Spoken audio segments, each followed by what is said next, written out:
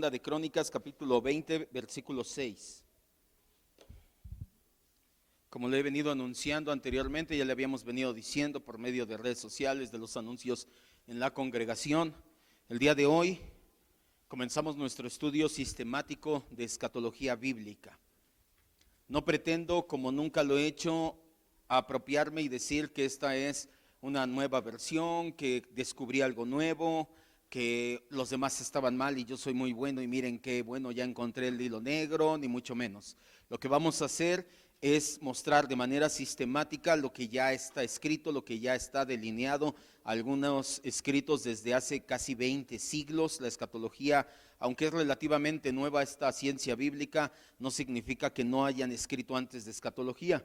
Lo único que estamos haciendo es un compendio de escritores reformados, escritores patrísticos, escritores de sana doctrina, que ya tienen escritos, valga la redundancia, al respecto, acerca de escatología, y los vamos a presentar. También vamos a presentar algunos escritos de dispensacionalismo, etcétera. Los vamos a abordar desde el punto de vista ortodoxo.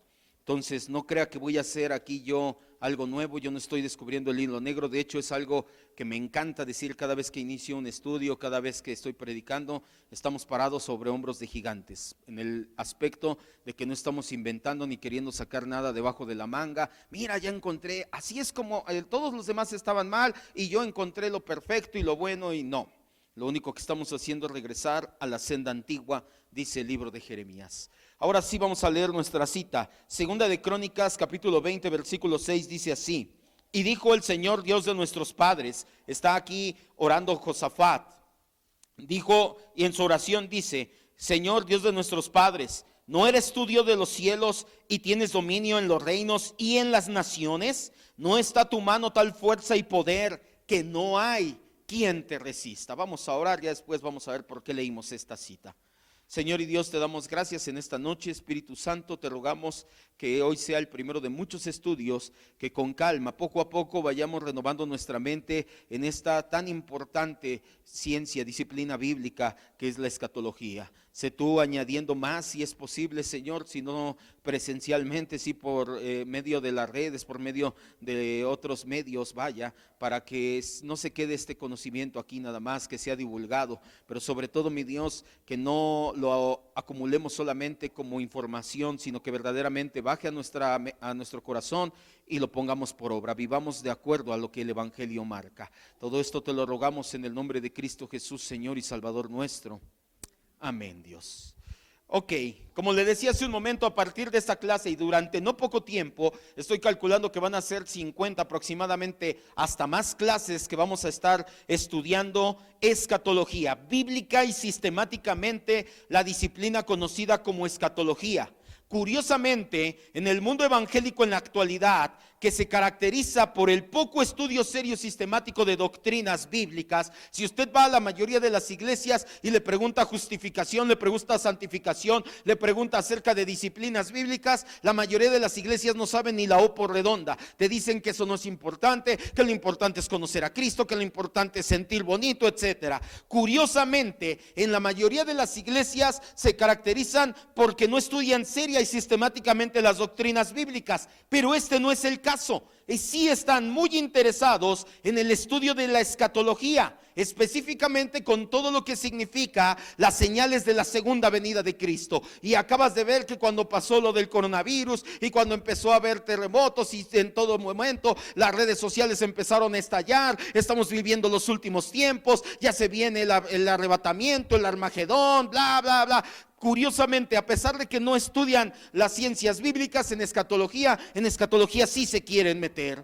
Ciertamente el regreso del Señor Jesucristo es una doctrina fundamental del cristianismo. No estamos diciendo que Cristo no va a regresar, al contrario, Cristo viene pronto. ¿Cuántos dicen amén? Y esto es básico para el cristianismo. Lamentablemente, la gente anhela y ama más la venida de Cristo de lo que la comprende. Tú le preguntas, ¿Cristo viene? Como ahorita, sí, amén. ¿Y qué significa? ¿Qué va a pasar? ¿Cuáles son las señales? Esto, lo otro. La gente, la mayoría no lo entiende, no lo comprende, pero sí lo ama y sí lo anhela. El celo sin entendimiento es casi igual de malo que una falsa enseñanza, así que tenemos que tener cuidado. Si usted tiene celo y dice, sí, yo amo la segunda venida de Cristo, eso es bueno, pero también tiene que tener entendimiento, porque si no puede caer en las falsas doctrinas, ahorita lo vamos a ver, y te caes en el aislacionismo. Al cabo Cristo viene, todo se va a acabar, yo me meto en mi cuevita, ahí ya no me molesten, al cabo Cristo viene y todo se va a acabar, y hasta cierro los ojos, el mundo se está yendo por el caño. En el mundo hay destrucción, etcétera, y el cristiano, en lugar de ser sal y luz del mundo, viene y se esconde en su mundito porque el mundo se va a acabar. Ese es el gran problema con la mayoría del mundo escatológico hoy en día.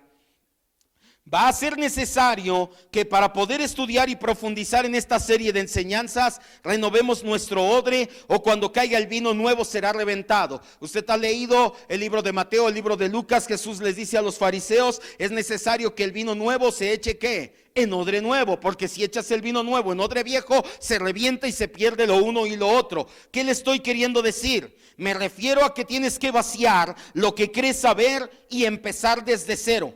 ¿Por qué? Porque lamentablemente este tipo de estudios, como te dije, sí se da mucho en las iglesias, pero desde enfoques totalmente fuera de la ortodoxia bíblica e histórica. Se ha llegado al extremo que muchos cristianos tienen conocimientos escatológicos adquiridos o de una tira cómica o de una película de bajo presupuesto de Nicolas Cage. No sé si ha visto esa película, creo que se llama Dejados Atrás. Es la película de Dejados Atrás, viene de la tira cómica homónima Dejados Atrás, de Tim LaHaye. Tim LaHaye, un pseudoteólogo, seguidor de Scofield. Y entonces la mayoría del mundo evangélico lo que sabe de la escatología es lo que leyó en una tira cómica o lo que vio en la película de Nicolas Cage, un piloto de avión que está esperando a su esposa la segunda venida de Cristo, desaparece la gente y tantas cosas que vamos a ver que son totalmente antibíblicas. Si usted va a estar aquí y cree saber algo de escatología, le voy a decir algo: no sabe nada. Dese por hecho de que no sabe nada y empiece desde cero junto conmigo, y vamos a retomar lo bíblico y lo histórico, lo que siempre se había predicado en la iglesia de Cristo, pero que se ha ido perdiendo.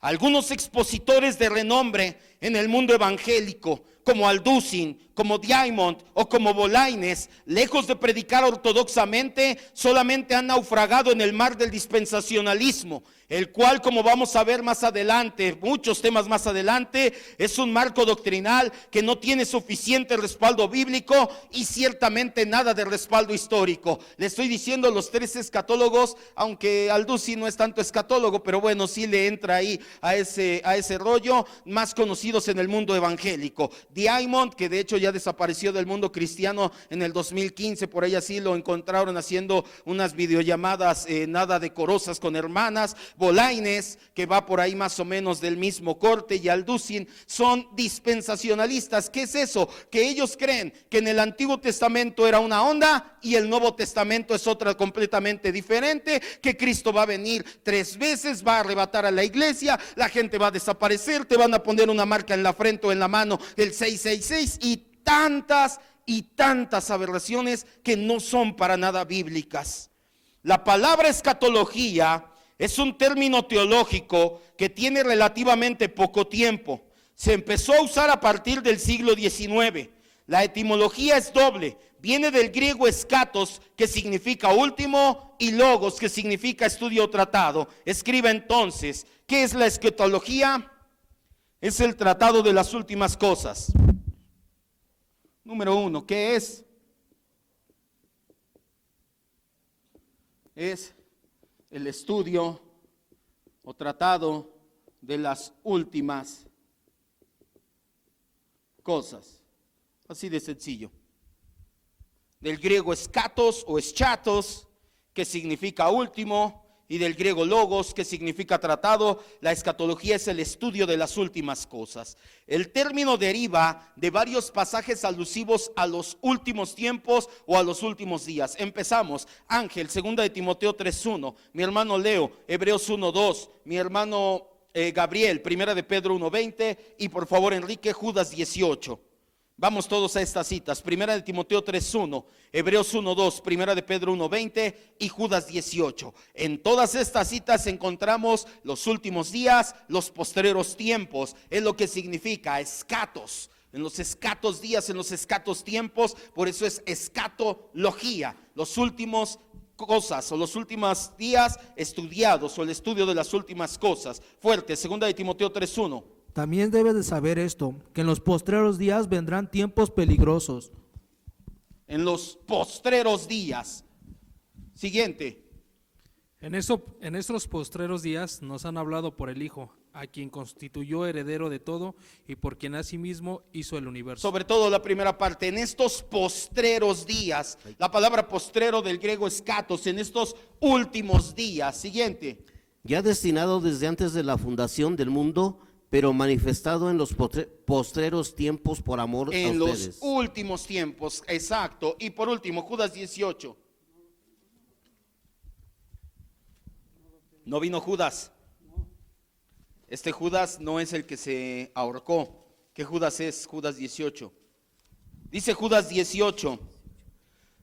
Lo que les decían: en el último tiempo habrá burladores que andarán según sus malvados deseos. En estas 4 citas encontramos la palabra escatos, que significa último. Teológicamente, la escatología se divide en 2 grandes ramas para su mejor estudio y comprensión: la escatología cósmica o general y la escatología personal o individual. Vaya apuntando, se me olvidó decirle, tráigase una libreta, o si quiere las clases, traiga 5 pesos, 2 son obligatorios. No le estoy cobrando el acceso a tomar las clases, pero las traigo impresas. Entonces, si usted quiere ir tomando la clase, la va leyendo, encárguela con mi esposa, no es obligatorio, pero si no, al menos sí tráigase una libreta y vaya apuntando, porque todo esto después le va a ir ayudando mucho, sobre todo porque dentro de poco, se lo dije el día domingo, vamos a estar en un nuevo discipulado los domingos en la mañana. Tan pronto terminemos el discipulado de propósitos de Dios, propósitos divinos, vamos a comenzar el siguiente discipulado. Este sí ya es inédito, titulado Venga tu reino. Vamos a ligar escatología con este discipulado. Le repito, teológicamente la escatología se divide en 2 grandes ramas, los 2 tipos de escatología: la escatología cósmica, aquí puse cosímica, cósmica o general, y la escatología personal o individual. La escatología cósmica trata de la historia consumada a nivel mundial, trata acerca de toda la raza humana. La escatología cósmica estudia eventos como el regreso de Cristo, la resurrección general, el juicio final, el estado final del hombre, etc. La escatología personal se centra en el destino de cada persona o individualmente al morir. Trata cuestiones como la muerte física, la inmortalidad del alma, el estado intermedio, que es el estado entre la muerte y la resurrección final, cosas que ya hablamos medianamente al final de la confesión de fe y que vamos a ver más a fondo. El estudio de la escatología nos debe de responder al menos 3 preguntas claves. ¿Cuál es la finalidad o cuál es el destino del ser humano? ¿Cuál es la meta o el propósito al cual se mueve la raza humana? Y debe de responder a la pregunta si el hombre perece con la muerte o hay otro estado de existencia, ya sea de bendición o de maldición. En otras palabras, ¿cuál es el destino, cuál es el propósito del ser humano y qué hay después de la muerte?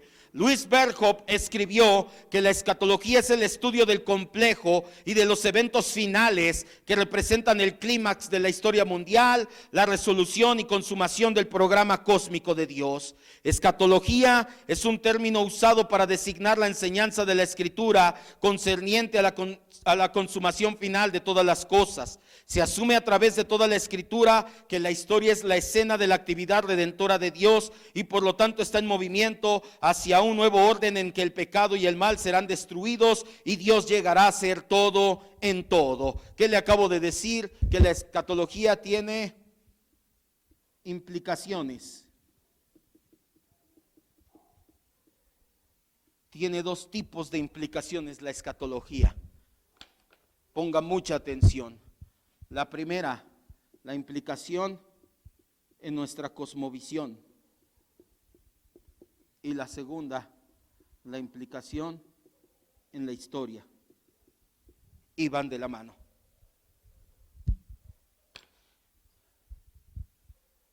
Estamos empezando nuestro estudio de escatología. ¿Qué es escatología? El estudio de las últimas cosas. Lo vamos a retomar desde la perspectiva bíblica. Nos vamos a sacudir todo aquello de que Cristo viene en dos fases, que todos van a desaparecer los cristianos, nadie va a ver, te van a poner un sello en la frente y vamos a quitarnos todo eso y a empezar de ceros. Lo primero que tenemos que saber es que la escatología se divide en dos grandes ramas: la escatología cósmica, donde viene este tipo de eventos, y la escatología personal, donde nos habla de qué nos pasa después de morir. El alma es inmortal. Vamos a ver términos como traduccionismo o creacionismo. Se lo dejo de tarea, piénsele o búsquele en internet. Nosotros, nuestra alma, Dios la creó, porque si Dios la creó, entonces ¿por qué tenemos pecado?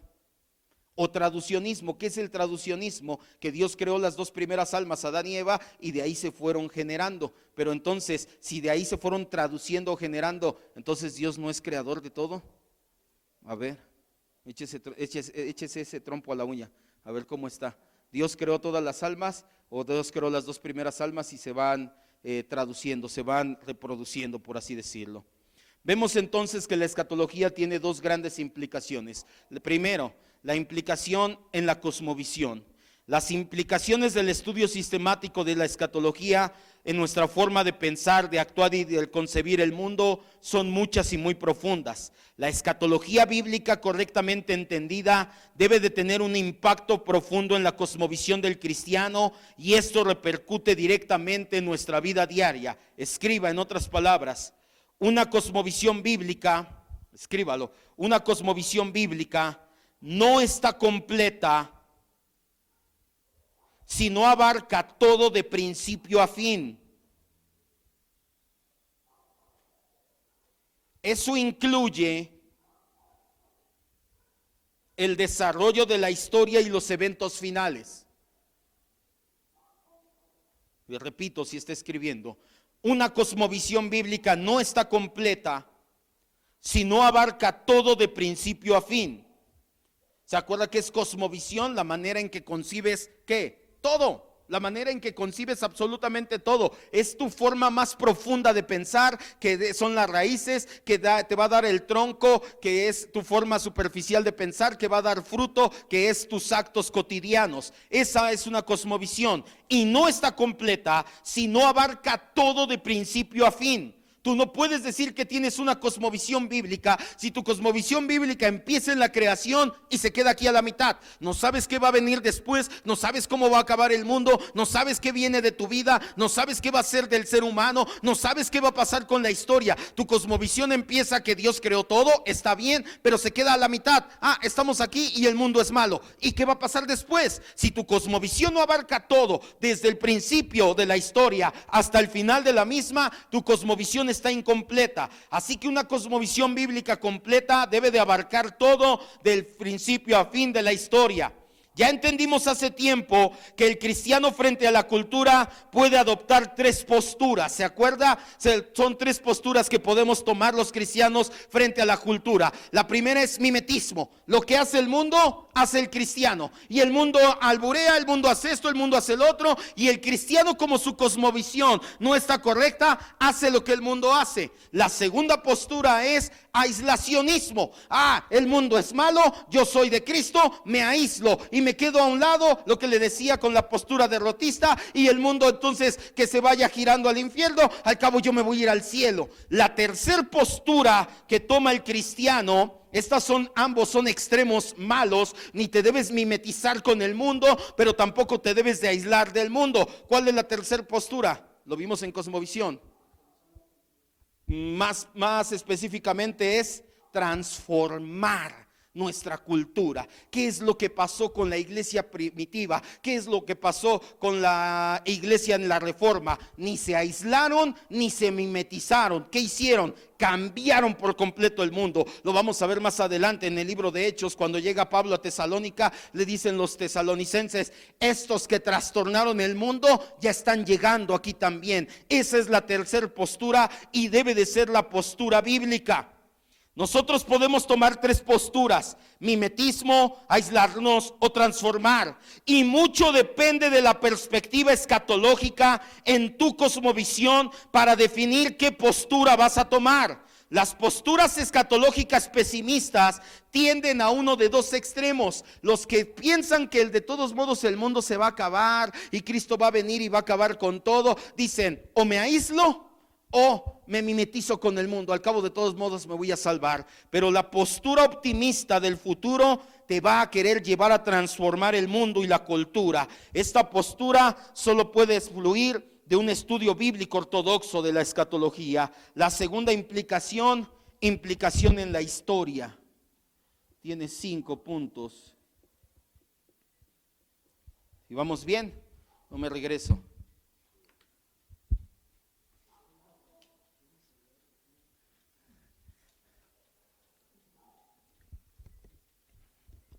Antes no sonó una cumbia. Digo, no tiene nada de malo, ya lo vimos. Precisamente en este tema, en el aislacionismo, no nos tenemos por qué aislar y decir, obviamente, bueno, es muy complejo el tema, lo vimos en Cosmovisión. Obviamente Dios da el talento. Acuérdese, no hay música del mundo, o mejor dicho, toda es la música del mundo, porque aún la música cristiana, ¿de dónde viene? De aquí del mundo. No la compusieron en Marte, no la trajeron de Júpiter, sigue siendo de aquí del mundo. Entonces, ¿por qué puedes ir al cine y ver películas del mundo, pero no escuchar música del mundo? Aunque es un tema complejo, ya lo vimos ahí a profundidad, luego lo volveremos a estudiar. La segunda implicación, entonces, vamos por partes. La implicación en la cosmovisión nos va a llevar a tres cosas: a aislarnos, a mimetizarnos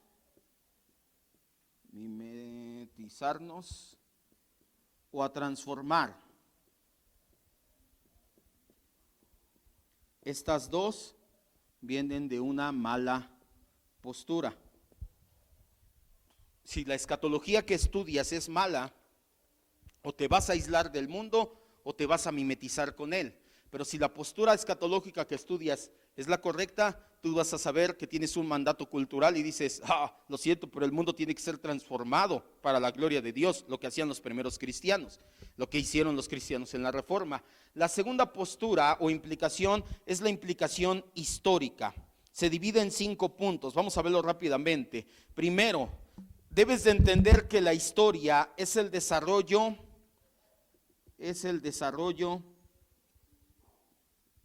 de los propósitos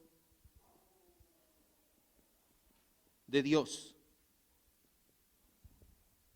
O sea, no vas a ver la historia como, no, es que la historia está aparte y todo sucede aparte. Vas a empezar a ver la historia como el Dios desarrollando su propósito a través de la historia. Vaya.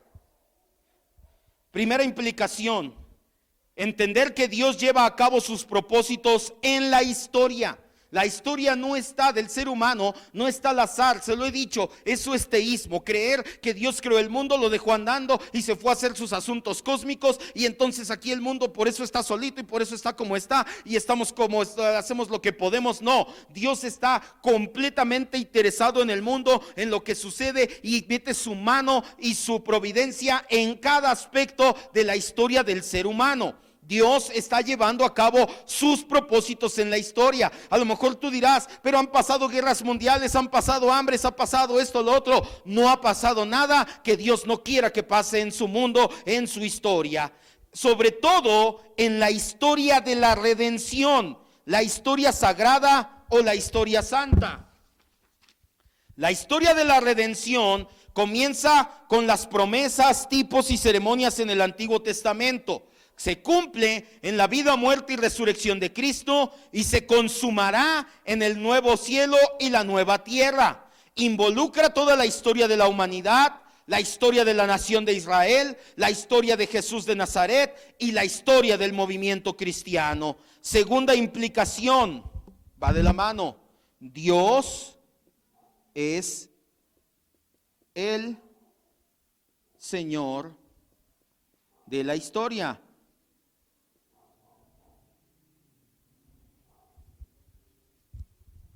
Esto se enseña claramente en las escrituras.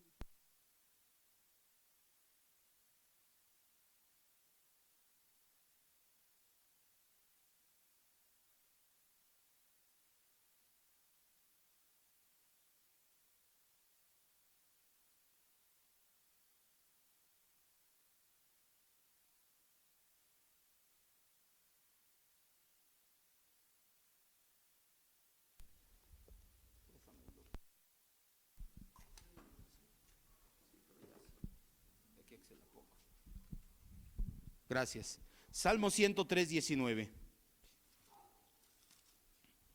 Ya no vamos a leer muchas citas, así que no hay tanto problema. Salmo 103, 19. ¿Ya lo tenemos? Dice así la escritura: el Señor estableció en los cielos su trono y su reino domina, ¿dónde? Sobre todos, incluso sobre las naciones paganas. Segunda de Crónicas 26, que fue la primera cita que leímos. El rey Josafat está orando, y el rey Josafat en su oración reconoce que Dios es el Dios de Israel, pero que también es el Dios de las demás naciones. No porque las demás naciones lo adoren, le rindan pleitesía, le rindan culto, sino porque Él gobierna y rige aún sobre las demás naciones. Su mano está siempre detrás de todo. Segunda de Crónicas 26 dice así: Dios de nuestros padres, ¿no eres tú Dios de los cielos y tienes dominio sobre cuántos reinos de las naciones? Sobre todos. Todos los reinos de las naciones. Josafat está diciendo: nosotros somos Israel, somos tu pueblo, tú nos escogiste, pero tú también gobiernas sobre Moab, sobre los filisteos, sobre los cananeos, sobre los babilonios. Tú reinas sobre todas las naciones, dice la Biblia. Por eso es que Proverbios 21:1, no vayas, dice que el corazón del rey está en manos de Dios y Él lo inclina para hacia donde Él quiere. El Nuevo Testamento nos reafirma esta verdad. Hechos 17:26.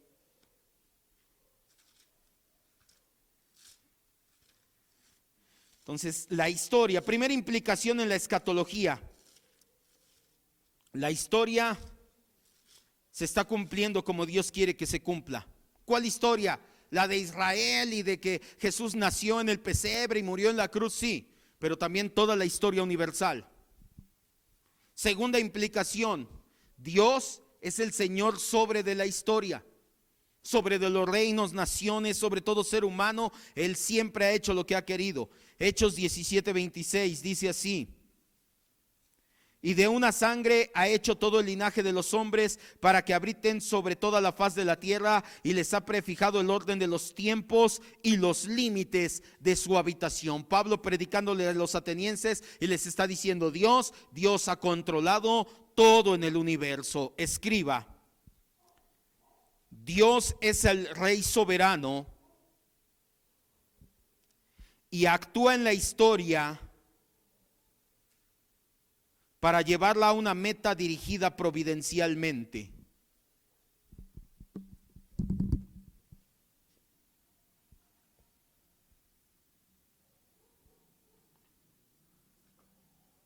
Dios es un rey soberano, el rey soberano, perdón, y actúa en la historia para llevarla a la meta dirigida providencialmente.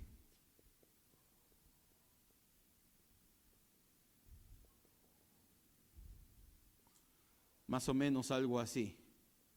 Ya lo habíamos visto hace tiempo cuando hablamos acerca de las 7 etapas de la salvación, que Dios está aquí al inicio de los tiempos, Dios está en la cruz del Calvario, Dios está aquí al final de los tiempos, y todo está actuando Dios en el tiempo para llevar a su propósito final. ¿Cuál es el propósito? Ser glorificado. Entonces, nada está fuera del control de Dios. El hecho de que Dios esté en control de la historia no significa que manipula a los hombres como si fuéramos robots, pues Él siempre preserva nuestra libertad en las decisiones y tenemos responsabilidad por ellas. Pero sí significa que Dios gobierna incluso sobre las malas decisiones y las malas obras de los hombres con el fin de servir a su propósito. El hecho de que Dios es Señor de la historia implica que todo lo que ha acontecido en el mundo sirve al propósito de Dios de un modo u de otro. Toda la historia cumple el propósito soberano de Dios, tanto para las naciones como para cada persona. Debido a que Dios es el Señor de la historia tiene significado y dirección. Puede que no siempre seamos capaces de discernir el propósito de Dios en la historia, pero de que hay propósito de Dios en la historia, ese debe de ser un aspecto cardinal en nuestra fe. Número 3, Cristo es el centro de la historia. ¿Por qué historia? Porque estamos estudiando escatología, que son las últimas cosas, lo que va a pasar en los últimos tiempos ¿de qué? De la historia. Entonces tienes que ver que todo está previsto, que todo está predicho, que todo está controlado por Dios. Si nuestra escatología no entiende estos puntos, sobre todo estas dos implicaciones, que es lo que quiero que te lleves el día de hoy a tu casa, que entiendas estas dos implicaciones, tu escatología solamente va a servir para llenarte la cabeza y para que cuando haya una controversia escatológica con algún hermano que no tenga la bendición de estudiar de esto sistemáticamente, hasta le digas en son de burla: ¿cómo es posible que creas que va a haber un microchip y que la vacuna contra el COVID va a ser el microchip y los 5G, ve que estaban con eso? No, no es para eso este tipo de estudios. Este tipo de estudios es para que tu cosmovisión cambie y empieces a transformar a la historia, empieces a transformar la cultura. Este tipo de estudios es para que entiendas que Dios está en control de todo y tú sigas adelante. ¿Por qué? Porque en la Segunda Guerra Mundial, entre la Primera y Segunda Guerra Mundial, que hay quienes la llaman la Gran Guerra porque la una vino de la otra, todavía no se acabaron los conflictos, fue que se perdió este tipo de estudios bíblicos, el posmilenialismo. ¿Por qué? Porque decían: sí, nosotros los cristianos, Dios va a transformar el mundo, vamos a transformar a las naciones, vamos a llevar el evangelio, y de repente vienen guerras con millones de muertos. ¿Qué es lo que pasa? Que dijeron: no, creo que Dios no está en control de la historia, y empezaron a aislarse y empezaron a dejar esta doctrina y dijeron: no, es que cómo Dios va a estar en control de la historia si mira cuántos murieron. No importa cómo estén sucediendo las cosas, no importa cómo esté pasando, Dios es el Señor de la historia y lleva todo hacia su propósito final, que es ser glorificado. Si tú no entiendes eso, tu escatología fácilmente la van a tirar así, la van a decir: sí, entonces ¿por qué hay tanta hambre? Porque Dios es el propósito de Dios. ¿Y por qué hay guerras y esto y lo? Porque es el propósito de Dios. Yo no lo entiendo, tal vez no lo entiendes a profundidad, pero Dios tiene un propósito detrás de todo eso. Número 3, Cristo es el centro de la historia. La principal diferencia en el entendimiento del Antiguo Testamento y del Nuevo Testamento de la historia es que el punto central se movió del futuro al pasado. ¿Qué te estoy diciendo? En el Antiguo Testamento veían la historia hacia el futuro, hacia cuando viniera el Mesías. Nosotros en el Nuevo Testamento vemos al pasado, a cuando ya vino el Mesías. Ese Mesías es Cristo. Cristo es el punto medio de la historia y Él está, por lo tanto, estamos conscientes de que vivimos en un punto medio de la historia entre que Cristo vino y su culminación, que es en su segunda venida. Escriba entonces: la Biblia nos enseña a ver la historia humana como completamente dominada por Cristo. La Biblia nos enseña a ver la historia humana como completamente dominada por Cristo. ¿Estamos en qué año? En el 2020, ¿qué? O de la era cristiana, como le quiera llamar. Porque los primeros cristianos lo entendieron así. La historia se partió en dos, antes y después de Cristo. Cristo es el centro de la historia. Los del Antiguo Testamento veían al futuro, nosotros vemos al pasado. Pero ojo, nosotros, los cristianos, vivimos aquí entre que Cristo ya vino y que Cristo regresa, entre la primera venida y la segunda venida de Cristo. Aquí estamos los cristianos, en el ya, pero todavía no. Ya vino, pero todavía no regresa. Ya después vamos a ver lo que significa eso, porque eso también debe de cambiar nuestra perspectiva del mundo. La historia es la esfera de la redención de Dios, en la que Dios triunfa sobre el pecado del hombre a través de Cristo y reconcilia al mundo consigo mismo. A través de Cristo, Dios ha ganado una vez y para siempre la victoria sobre la muerte, sobre Satanás y sobre todos sus enemigos hostiles. Número 4, toda la historia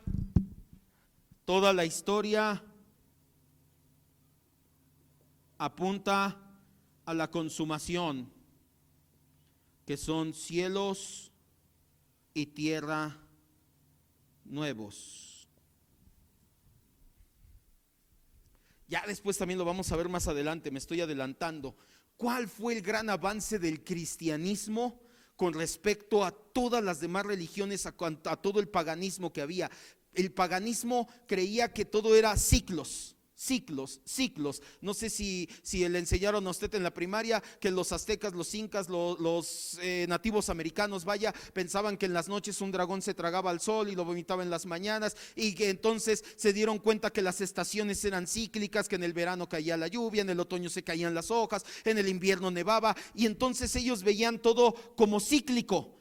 ¿Cuál es la gran diferencia? Que lo cíclico, dices, da igual lo que esté pasando, de todos modos el sol se lo va a tragar un dragón, lo va a escupir mañana, no pasa nada. El cristianismo cambió de cíclico a un propósito, a que la historia tiene un principio y tiene un final, y eso cambia mucho. Cambia muchísimo la relación, la forma en que te relacionas con el mundo, con los demás. ¿Por qué? Porque en el final vamos a tener un juez que nos va a juzgar a todos y nos va a dar nuestro justo pago. Entonces ya no puedes decir, al cabo el mundo se lo va a tragar un dragón y lo va a vomitar mañana, entonces hoy viví esto, mañana lo vuelvo a vivir, y mis generaciones, y reencarno. Y quitaron esa mentalidad, ese chip, el cristianismo, e implantó el chip correcto de Dios creó todo, tiene un principio, tiene un final. Todo comenzó, toda la historia apunta hacia ese final, la consumación de todo en el cielo nuevo y la tierra nueva. Cristo ya estableció su reino, pero la consumación aún es futura. Lo que los escritores del Antiguo Testamento escribieron como una sola cosa fue visto por los escritores del Nuevo Testamento en dos etapas: la era mesiánica presente y la era mesiánica que todavía es futura. Lo que le decía ahorita, en el ya, pero todavía no. Los escritores del Nuevo Testamento solamente veían una parte. La primera venida de Cristo tenía que ser seguida por una segunda venida. El reino de Dios que ha sido establecido todavía no se consuma totalmente, puesto que el cielo nuevo y la tierra nueva serán la culminación de la historia. Podemos decir que toda la historia se está moviendo hacia esa meta final, puesto que la expresión cielo y tierra es una descripción bíblica de todo el cosmos. Podemos decir que la meta de la redención es nada más y nada menos que renovar completamente el universo, que los científicos le llaman así universo. Esta dimensión cósmica la encontramos en Efesios 1, 9 y 10, vamos rápidamente, y Colosenses 1, 19 al 20. Efesios 1, 9 y 10. Cuando la Biblia dice cielo nuevo y tierra nueva, es un hebraísmo para decir todo el universo. Su cosmología se le conoce así, la forma de concebir el cosmos. No cosmovisión, cosmología.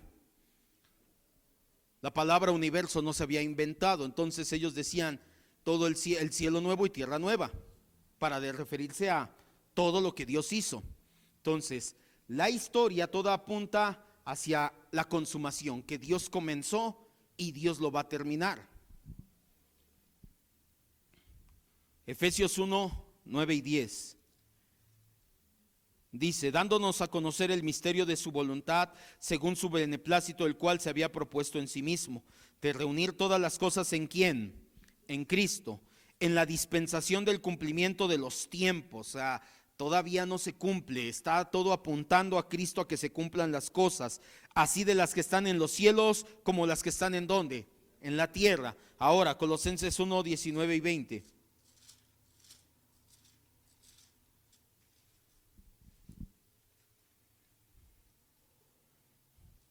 Colosenses 1, 19 y 20 dice: por cuanto agradó al Padre que en él habitase toda plenitud. ¿En quién? En Cristo. Y por medio de Cristo reconciliar consigo todas las cosas, así las que están en el cielo, en la tierra, como las que están en el cielo, haciendo la paz mediante la sangre de Cristo. Y número 5, el entendimiento de la historia para un cristiano debe de ser optimista.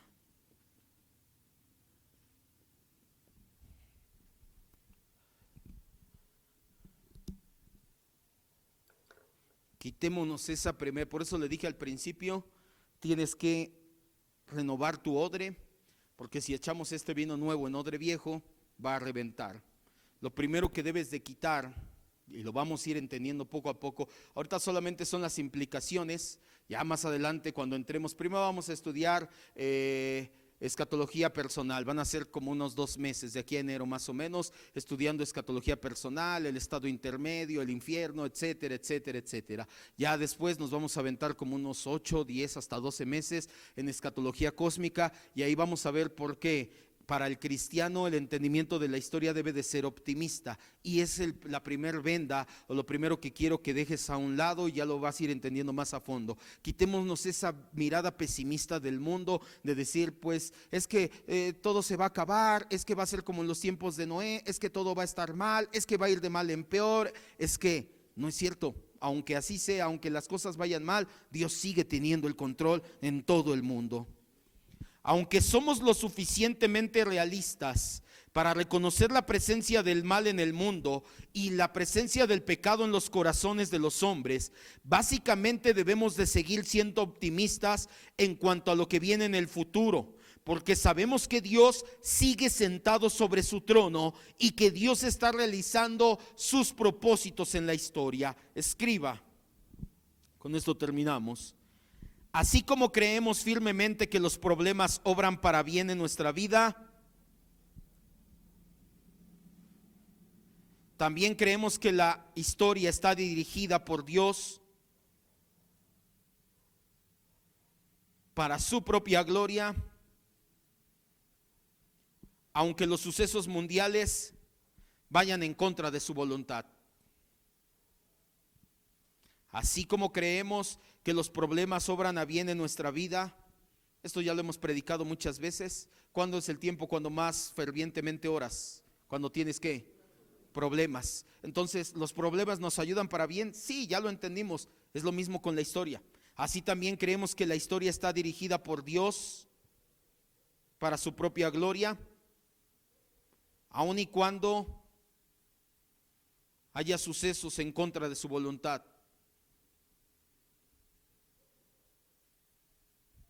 Un ejemplo muy práctico, la situación en Estados Unidos con Donald Trump. Donald Trump es de ascendencia escocesa, su familia son escoceses. Los escoceses son como nosotros los mexicanos en el catolicismo. Para ellos es su religión básica es el presbiteriano ortodoxo o el presbiteriano reformado, pero ellos ya es como en México el catolicismo, que el católico pues realmente la mayoría igual no va a misa, van de vez en cuando, no conocen bien su doctrina, etcétera.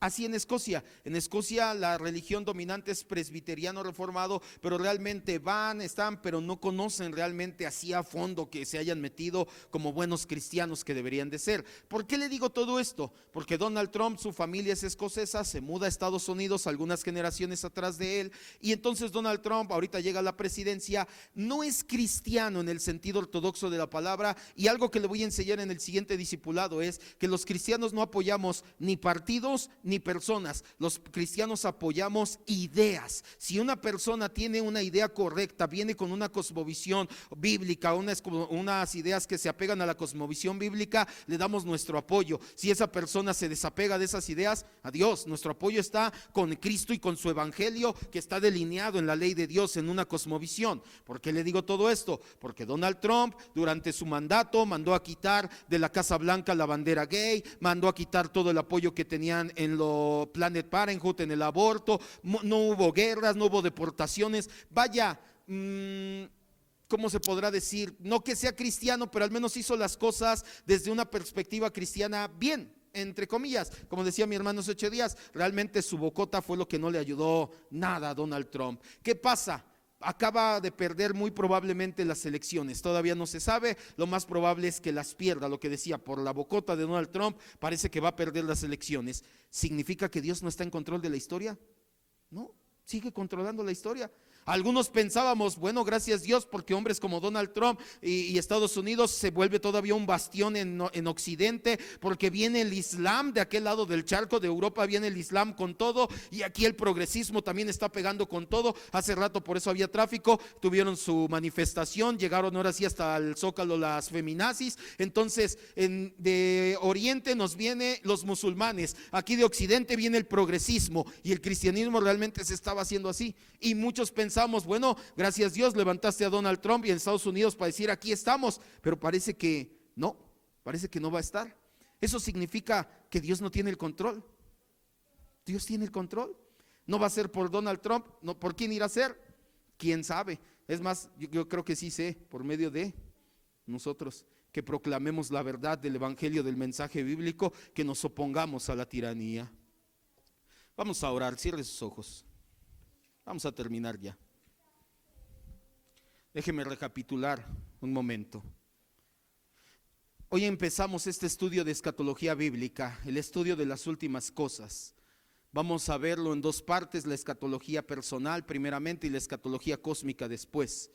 Pero lo que quiero que entienda es que la escatología tiene implicaciones, impacta, vaya en nosotros. ¿De qué manera? En nuestra cosmovisión. Si no tenemos el panorama completo y correcto de lo que va a pasar en los últimos tiempos, corres el riesgo o de hacerte uno con el mundo o de aislarte del mundo. Pero el Señor nos llamó a ser sal y luz del mundo, a transformarlo, a sazonarlo, a darle verdadero sentido. Eso te lo decía el día domingo, ya ha pasado. Ya sucedió con los primeros cristianos, ya sucedió con la reforma protestante. Te dije, muchas situaciones cambiaron, el heroísmo cambió, también cambió la manera de ver muchas cosas en el mundo a base de la ley de Dios, del cristianismo bíblico. La segunda implicación es en la historia, la manera en que concebimos y vemos la historia, que Dios tiene un propósito en la historia. No creas que todo está pasando por azar, que Él es el Señor de la historia y gobierna no solamente sobre su pueblo, sino sobre todas las naciones, que todo apunta, Cristo es el centro de la historia y todo apunta hacia la consumación para la gloria de Dios. Y tu entendimiento de la historia debe de ser sobre todo optimista, no de que te va a ir bonito y de que todo va a ser bonito y de que vamos a todos tomarnos de la mano y caminar por los campos y decir Cristo es Dios, y muy probablemente nos pase como los primeros cristianos. Ese optimismo los llevó a ser sacrificados en el Coliseo romano. Eso no es lo que te hablo acerca de optimismo. El optimismo es de que el mundo puede ser transformado por medio de la predicación del evangelio. Pocas cosas han sido más destructivas para el cristiano que implementar cosmovisiones con una perspectiva pesimista del futuro. Muchos cristianos tienen cosmovisión bíblica, pero ven el futuro de una manera pesimista y ha sido tremendamente destructivo. Tienen una deficiente escatología. Muchos cristianos tienen más miedo del anticristo o de la gran tribulación de lo que se sientan motivados a predicar el evangelio y a extender las estacas del reino de Dios. Este tipo de cosmovisiones han fallado y no nos conducen a ser sal y luz del mundo, porque su escatología es deficiente, su cosmovisión es deficiente y tienen más temor de lo que viene que optimismo y confianza en Dios. Por ese motivo vamos a estudiar escatología basados en la interpretación histórica y bíblica ortodoxa. Esta se ha perdido en un mar de confusiones doctrinales, sobre todo hace 100 años, poco más o menos, con la Primera y Segunda Guerra Mundial, que pensaron que todo se iba para el caño porque mira, hay guerra y millones de muertes. No entendieron por completo esto o lo dejaron de lado. La cosmovisión bíblica correcta con una escatología correcta enfatiza la victoria de Cristo y la victoria de su pueblo y nos da esperanza en el final. Una esperanza que se traduce en optimismo y que impacta de manera positiva nuestro desempeño en el reino de Dios. Este tipo de pensamiento era el que tenían los primeros cristianos que trastornaron el mundo. Ellos veían con esperanza y decían: no importa que mi sangre tenga que ser derramada, hay esperanza para la las siguientes generaciones. Fue lo mismo que pasaron los reformadores cuando sacudieron profundamente el mundo para la gloria de Dios. Y yo creo firmemente que Dios no ha terminado su propósito en la historia, que todavía está trabajando, que todavía podemos volver a impactar el mundo como se hizo hace 2000 años, como se hizo hace 500 años, porque no somos nosotros, lo vamos a ver también en el siguiente discipulado. Es el poder de la palabra de Dios el que hace todo. Siempre es la palabra de Dios. Vamos a orar, cierre sus ojos. Señor, te damos gracias en esta noche porque nos permites estudiar este tipo de temas, pero no queremos que solamente sea conocimiento, no queremos que sea letra muerta en el corazón. Mi Dios, llévanos verdaderamente a cambiar nuestra cosmovisión, a tener una perspectiva correcta, completa, desde el principio hasta el final. Tú eres Dios, tú eres Rey, tú eres soberano y tú estás sentado en tu trono, tú gobiernas, vaya, desde el principio en la creación hasta el final de los tiempos. Tú eres el que gobierna todos los reinos de la tierra, nada se sale de tu perfecto control. Eso nos debe de llevar a tener esperanza y optimismo. Ayúdanos a tener la escatología correcta para que nuestra cosmovisión sea la correcta, sobre todo porque queremos impactar el mundo, queremos ser sal, queremos ser luz allá afuera, Señor, en este mundo que se está perdiendo, que se está yendo en las tinieblas, pero que tú tienes todavía el control, no lo has perdido jamás. No es Donald Trump, no es Estados Unidos, no es un presidente el que va a llevar a buen término y el que nos da esperanza. Es saber que tu palabra dice que tú estás sentado sobre tu trono, que tú pones reyes, que tú quitas reyes y que tú haces que el corazón del rey se incline hacia donde tú quieres. Por eso es que tenemos esperanza, porque confiamos en el Dios de la Escritura y en el poder de su palabra. Para nosotros no es necesario hacer una guerra, una revolución. Para nosotros es más que suficiente el poder que desata la palabra de Dios predicada con autoridad. Eso nos sobra y nos basta. No necesitamos más, Señor, más que predicar esta palabra, pero predicarla sanamente y predicarla con convicción. Te damos gracias siempre, Padre maravilloso, en el nombre de Jesucristo, nuestro Señor y Rey. Amén, Dios.